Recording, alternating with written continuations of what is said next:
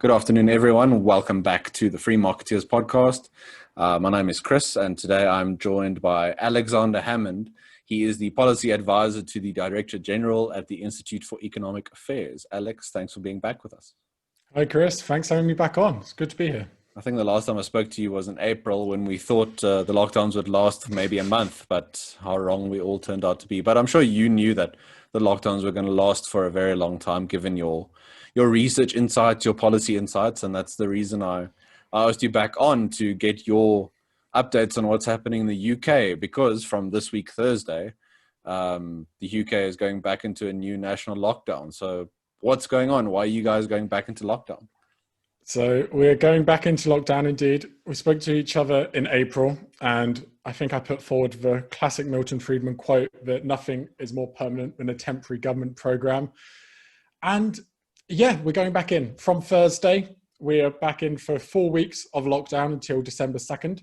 Okay. And well, initially a few weeks ago when there were rumours of this, it was going to be 2 weeks. And now it's suddenly 4 weeks.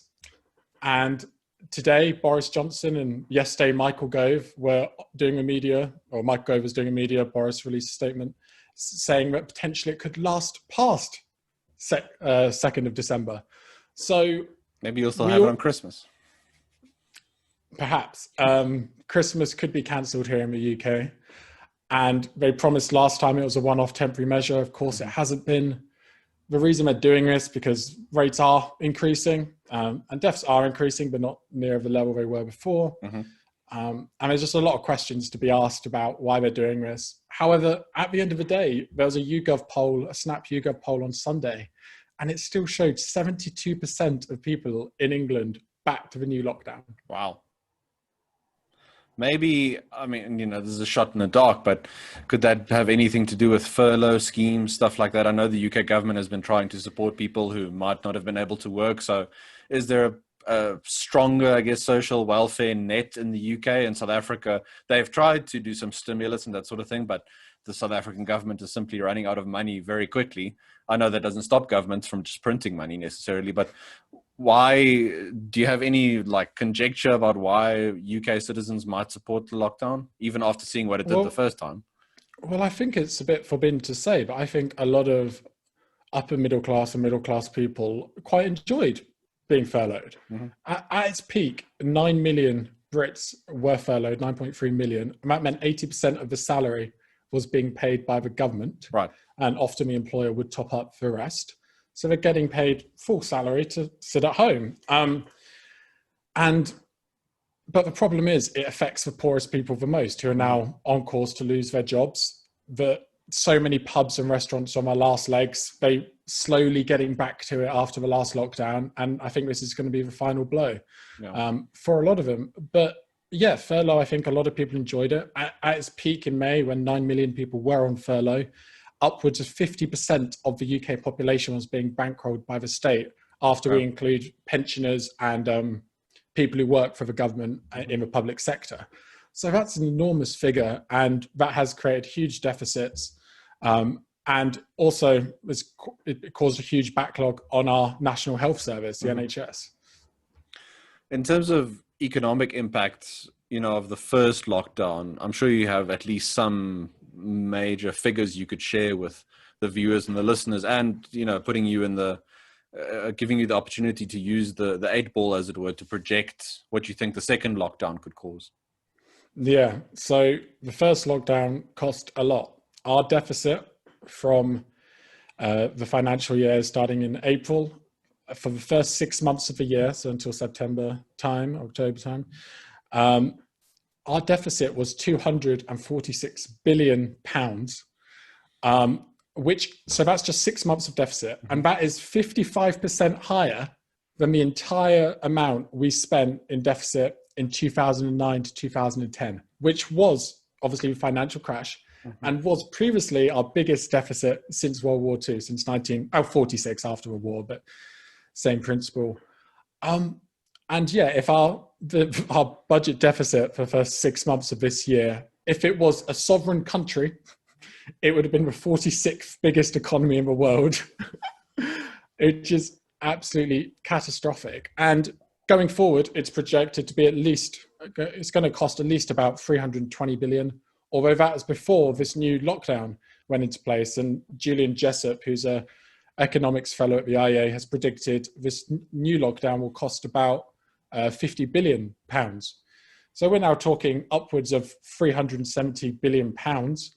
That's bigger than the South African economy, just in a deficit, just in 1 year. And now our debt's also past 100% of its GDP. But the problem is we've still got a lot of Keynesians calling for, not necessarily for more debt, but not to worry about it because interest rates are low and this is a time of emergency, so spending should be higher. Right. Well, we know when windows are broken, someone needs to fix them. So I suppose that makes sense that they wouldn't necessarily mind the increased spending. What, I want to put you in the policy seat. What would you consider more effective instead of the sort of nationwide lockdown? I mean, could you say something about the different areas of the UK where there are higher rates or not? Maybe, we don't want to talk about any infractions on liberty, but maybe just locking down the metros or other areas. What do you think of that approach? Yeah, so before it was announced on Saturday, we were having a tier system in the UK where if you had higher levels, often up north, you'd be on tier 3, which was like the most severe form of lockdown, all the way down to tier 1. And that did prove, they did it to try and simplify things in different areas. However, it seemed to have the opposite effect because then suddenly tier 4 was beginning to be talked about. Bristol was thinking about tier 1.5. But then within tier 3s, various different rules applied to different places. I forgot what it was, but in some northern cities, they're all under tier 3, but in some cities you could open the gyms, but in other cities you can't. But in that city you could send your kids to soft play, but in that city you couldn't. And it just kind of got very complicated. So that's what we're trying to do beforehand. Personally, I think the best approach could be to try and shield the most vulnerable in our society. Right. The problem with this lockdown is I don't understand what is the end strategy here. A month lockdown, it's going to push the virus back by 6 weeks, a month, 2 months. Then what? Then we're going to hit the middle or probably towards the end of January. And we're just going to do it again until the vaccine is here. And then the vaccine might not even be effective. We don't know. And we don't know how long it could take to roll out. And that will just put even more pressure on the NHS. Well, in terms of that end goal, I think you raised an important point because it felt like worldwide, we were told, okay, let's do the lockdown for a few months or a few weeks to prepare the health services, for example, or let's do it so that this sector could prepare and that one could prepare, that kind of thing. It won't be, it won't just be ad infinitum forever. So speaking of the NHS, is there reason or precedence that all of this is placing a lot of strain on the NHS, and maybe that's what government is thinking now? Let's again break for 4 weeks, or not break. Let's lock down for 4 weeks, break from economic activity, because of course you can just switch off the economy, and then give the NHS time to build up its resources and stuff like that. Again, I know you Brits love talking about the NHS. We do. It's a national pastime. But with the NHS, I don't have the exact figures on the beds, but it was not nearly overwhelmed. Okay. We quickly set up a lot of Nightingale hospitals, which are huge, basically turning arenas into hospitals. Okay. And several of them just weren't used. We had thousands of beds. We weren't nearly overwhelmed. But we bought into lockdown last time for a couple of reasons. Firstly, because we didn't know how deadly this virus was going to be. We didn't know a lot about it. We didn't know very much how to treat it. And we thought we had to protect the NHS. But now we know the mortality rate is only about 0.2%, which is still a big worry. But the average age of people who are dying from it is it's about 82, I think, in the UK, slightly above life expectancy. And we've improved a lot on how to tackle it since then. We know vitamin D plays a big part. We also know that I think there's different steroids you can use now, and maybe if putting people on ventilators too early wasn't the best. And if we look back to the beginning of the pandemic, of those people who are hospitalized with coronavirus, just 66% of people survived. Whereas in August, that's gone up all the way up to 84%, which is quite a substantial difference. And then also, if we look at away from coronavirus and more broadly with the NHS, it tells a really sad tale about the impact of lockdowns. So Cancer Research UK has recently found that over 350,000 people have missed out on urgent referrals to hospital on suspicion of cancer. And is that because, do you think that's because people are scared of going, to their normal appointments, or is it because, doctors, specialists, that sort of thing, have they simply said they won't offer those services for the time being? So people aren't going in nearly as high amount of numbers. There's been about 27 million fewer GP appointments since the pandemic. Okay. And then also there's a huge backlog waiting for the NHS. Personally, I've been waiting for an urgent appointment for months, and there's no idea when it's going to happen. But then if we look at other things related to lockdown and people's health, especially looking at things like suicide, there's been a huge spike. It's hard to know the exact numbers because the numbers are released yearly, but looking at local authorities, suicide numbers and attempts have more than doubled in London. So a few days ago, they're experiencing about 37 an average a day, whereas just 8 people were dying of COVID-19 in London during the same time. But then if we look at something even more tragic, is as opposed to looking life for life, we look at life years. And last year, there were 6,000 suicides in the UK, and the average age was about 37 years old. Whereas the average COVID age, as we said, is 82. Right. So if suicides rose by just 50%, they're looking to rise, seems like they're going to rise above that. But even if it was just 50%, the number of years of life lost would be equivalent to about 120,000 people dying from COVID. So, and currently we're on about 40,000 deaths from COVID. And it's not going to rise by 50%. It seems like it's been doubling, or it seems like it's doubled. Right. So we're looking more like 240,000 from COVID to equate to the years of life lost from suicide. And there's so many other things, like when we look at the 5-year average of people with Alzheimer's and dementia dying in their home, it's up 79%, heart disease up by 25%, Parkinson's by 70%. So I think it's really time we take a step back and look at both the economic, but more importantly, the human consequences of lockdown. It's not just about COVID. It's about so many people, especially young people in big cities, who are hit hardest by lockdown. Of the jobs lost since the beginning of March, 60% of them have been between 16 and 4-year-olds. So it's not a pretty picture, but we definitely need to stop. We need to just reevaluate what we're doing in regards to lockdown, because in other areas of human health are getting worse, and the economy is getting worse, and the deficit is just going up and up and up. On that point of young people losing their jobs and their future prospects, I'll link this back to something you touched on earlier about the UK's debt trajectory. What can you predict, as it were, about the UK economy in the long run and people's prospects? Because I think in many ways, big government spending is always deferred onto the shoulders of future generations, but it feels like the lockdowns are just exacerbating that problem. The debt problem is just being deferred to the next few decades, and we're telling younger people, you have to lock down along with people who are more vulnerable to the virus, and your future prospects are being wiped out. Yeah, and so we've got this huge debt mounting, and the classic argument, as I touched on earlier, is a lot of Keynesians kind of think that having a big debt and deficit is actually okay in the short term. Right. It is a one-off emergency, and low interest rates are low. And that's the argument you hear quite a lot. Mm-hmm. Oh, interest rates are low, so it doesn't actually matter too much if we rack up a big deficit. But that's incorrect, because paying off debt isn't just dependent on interest rates. It's also dependent on good economic growth, which we don't have at all. Our GDP is going to decline about 10% this year. But even in the last 10 years before COVID, it's only grown by about 1.8%. So we don't have a good economic growth. You also need a high level of inflation. Currently, it's on about 0.2% in September. So we don't have that either. And you also need a fiscal surplus, but most importantly.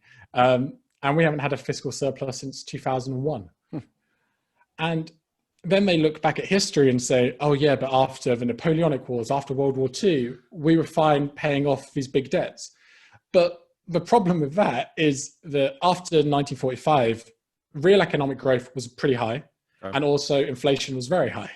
And then the Napoleonic Wars, going even further back, it was quite high growth afterwards.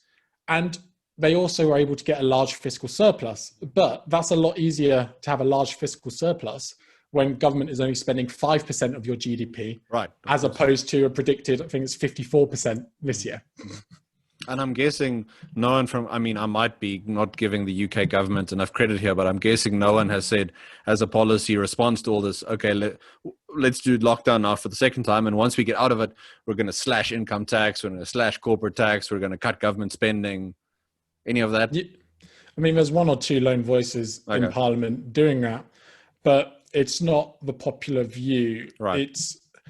It's kind of, some people believe we should raise taxes after to pay for it. But Rishi Sunak, our Chancellor, has hinted that the tax rises will come in the medium to long term. So not in the short term, but who knows what medium term is? Is that 6 months or is that 5 years? But the problem with that, again, is that our tax burden is already at a 50-year high. Okay.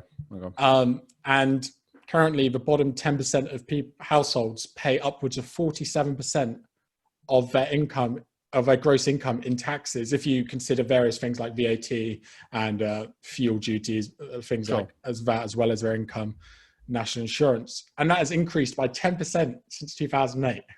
So it was on 37%. So we can't tax anymore. We're already at the biggest tax burden in 50 years. So it seems the solution to get rid of to lower the debt and the deficit in time is through lower government spending. And that seems to be the clear solution. And hopefully that will come soon, but I'm not optimistic based on the response to the coronavirus so far. I'm putting you on the spot here. This is something we sort of touched on in terms of topics and stuff, but off the top of your head, do you know how UK parliamentarians, government officials, how their salaries compare with people around the world? Is it comparatively high or low? Any sort of idea there? Well, compared to the rest of the world, it would be very high. In the UK, I think it works out about 2.3 times average incomes. So they are quite well compensated. And they're not doing too badly. Yeah, and there's also a lot of expenses as well. So they get a fair few things paid for them. And there has been there's been a recent petition recently. I think it was launched by Richard Tice, who helped Nigel Farage from the Brexit Party. And it's calling for the MPs to have a pay cut which matches the furlough, so 80% of their income. Because recently MPs are having a pay rise. However, it should be said that's not actually their decision. It's an independent body who comes up with that, and several of them, especially the more free marketeer conservatives, are against it. But yeah. Well, one thing that could possibly help the UK economy going forward is trading with arguably your biggest partner, the United States of America. Tomorrow, and we're recording this on the 2nd of November, so on the 3rd of November, we have the small matter of the US election for this year coming up. President Trump, the incumbent, against the Democrat, former Vice President Joe Biden. Alex, depending on how it shakes out, how do you think whoever wins would have an impact on trade, on US trade with the UK? Of course, the UK, never mind the pandemic, but it's also, the UK is still in the middle of Brexit. Just your broad views on that whole scenario and how it shakes out. Yeah, so currently the Department for International Trade have been in the middle of trying to create a trade deal with the United States. They were initially optimistic that it could be done before the election, but of course it won't now. But I think to answer that question, it's actually interesting to look at the candidates' stances on Brexit in the first place, not just the trade deal, but on Brexit. And Trump has always been pro-Brexit. He's called himself Mr. Brexit. And when the election results came in June 2016, Trump was in Scotland saying, "Oh, this would be a great thing for the UK." Whereas at the same time, Biden was at Trinity College in Dublin and he said, quote, "We'd prefer a different outcome." So he's not in favor of it from the start. But I think the problem, if Biden was to win for Boris Johnson, is that Biden has kind of bought into the narrative from Team Trump that Brexit, and therefore by extension Boris and Trump, are one in the same. And that's what Donald Trump Jr. Has said. He wrote an article for Telegraph calling them Brexit and Trump one in the same. And yeah, Trump is also called Boris Britain Trump, not Britain's Trump, Britain Trump. And then Biden has seen that, and a few months later, he then called Trump and Boris basically a clone of each other. Okay. Whereas that isn't quite the truth. But don't let the facts get in the way of a good narrative, you know. Oh dear. But that's kind of where we're at. So in regards to a deal, if Trump was elected, I assume we'll continue the existing deal negotiations. However, Trump's unpredictable. We don't know if he's going to suddenly add a sporadic tariff on Scotch whiskey like he did a few months ago, and we don't know what else he could just randomly add tariffs on. Whereas with Biden, I don't know why he'd prioritize the UK unless we were very, very close and it took very little effort to create the deal. Right. He's already threatened he won't do a trade deal if the Good Friday Agreement with Northern Ireland and Ireland is compromised in any way. And I think a US-EU trade deal would probably be more likely under Biden. But, so that's a good thing, I guess, for the UK, likely if Trump was to win, the trade deal will likely go ahead. Okay. However, a Biden victory would actually mean we've got a closer friend on like the more international world stage. If we're thinking of things like the UN, the WTO, the Paris Accord, Trump has pulled out, is cutting his funding for the WTO, pulled out of the Paris Accord, which actually America's pulling out of the Paris Accord goes into place the day after the election. So Biden would go back into that. Sorry, is that irreversible regardless of who wins? No, I think they can go back. Okay. I think if Biden got elected and wanted to go back in, he could. Biden will get on the phone quickly.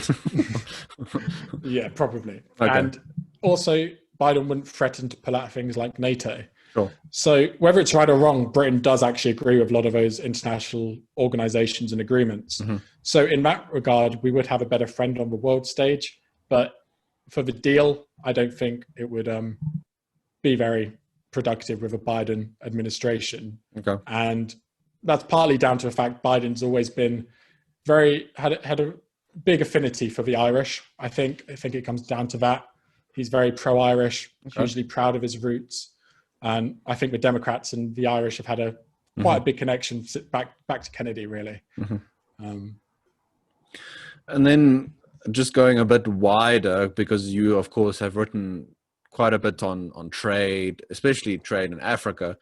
Depending on who wins the election, do you have any insights to offer about the US's relationships with Africa, with the African Union, that sort of thing? I've been trying to look at implications for things like AGOA and that sort of thing with South Africa, that agreement that South Africa has with the US. But do you have any thoughts around the US and Africa going forward? Yes, a few. So under the Obama administration, their approach to Africa, the United States Trade Representative released a report. And in the report, they basically said they're having a lot of difficulty negotiating with each and every small African economy at once, because each one requires a huge trade delegation, lots of weeks or months and months of negotiations. And they've said it would be preferable if they could kind of trade with several countries at once. And then Trump actually seems to agree with that. It seems to be one Obama thing that happened under Obama that Trump is in favor of. And he went with the Africa strategy, which is trade, not aid. Right. So I think both sides are actually in favor of the African Continental Free Trade Agreement, especially if it does mean down the line it's easier for the US to negotiate African trade deals and potentially with the entire continent. But in regards to Biden, I don't quite know what his stance is. I imagine it'd be very similar to Obama's, probably a lot of aid, and those special agreements like AGOA. However, some could argue the AGOA agreement should be replaced by a more comprehensive and less flexible could be trade agreement. And I think Trump would be probably in favor of that. Yeah, I think it'll be interesting to see. I, of course, hope, never mind other concerns one might have around the Africa Free Trade Agreement, as if it can just get implemented in some form at some point, which I know they're saying early next year. But of course, with the pandemic, these things might get pushed further back, and governments have to focus on I guess, the pandemic response. Otherwise, they'll be accused of callousness and all sorts of other stuff by their citizens. So they're in a bit of a hard place. Not that we can give them too much leeway. They want to be involved in everything. So yeah, indeed. But we should definitely consider the fact that African Continental Free Trade Area would be an enormous boost for the economy in recovering from COVID-19. The World Bank released a report back in late July, and they found that by 2035, if all countries had agreed to it and ratified it, it could mean 30 million fewer people in extreme poverty just because of that agreement, which is amazing. That's pushing about 5 to 10% of people in extreme poverty in sub-Saharan Africa. So that in itself is amazing. And I think we should bear in mind that the Brookings Foundation as well has done a lot of calculations showing that if the free trade area was theoretically implemented right now and all countries were signed on, it would reduce Africa's overall burden or impact of COVID-19 by about 3 or 4%, wow. which isn't a lot. That's the difference between millions of people going back into extreme poverty or not. So I know it gets pushed to the back of the line quite often, and that's what happened in July when it was meant to go into place. But fingers crossed, some form of it goes into place in January 1st when it's meant to enter into force. But if not, we just need to keep pushing and trying to get it over the line, because once it's in place, it can then be amended. It can then have further countries signed on and ratified. But until that point, we need to keep making a good case for it. No, I agree completely. I think someone we're both familiar with, whose work we followed, Johan Norberg, he's written extensively on the benefits of trade and innovation, that sort of thing. You yourself have done work with human progress. And I think, it's easy to tear stuff down and destroy things overnight, as we've seen with the lockdown. Just stopping economic activity leads to widespread destruction. But it takes long to build stuff up and to get the economy going, to trade. And those ripple effects take a while to permeate. And we need stuff like the Africa Free Trade Agreement in place to at least grease the wheels a little bit, and it'll become a snowball effect, one can hope. Yeah, it definitely will. Yeah, I think, Alex, we've covered pretty much everything that we sort of set out to do. I wish you the best of luck with the second lockdown. Maybe South Africa, there have been rumblings that we might go into lockdown again. Government's worried about the rise of cases, but I think even our government realizes the economy is in such a perilous state. You simply can't do it now. And with our rising joblessness, which is probably around 42% now on the expanded definition, you can't mess around with this sort of stuff anymore. So maybe we'll be spared that.